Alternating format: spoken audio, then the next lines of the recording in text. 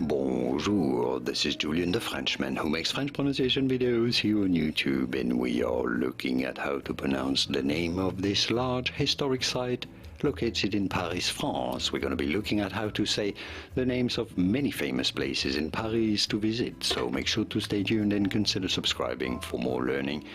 It's an exhibition hall and museum and more. How do you say it?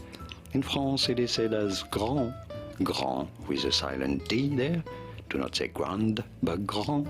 Palais, Grand Palais. It'd be fine to say it as Grand Palais, Grand Palais des Champs-Élysées, or Grand Palais des Champs-Élysées, Grand Palais des Champs-Élysées. And now you know.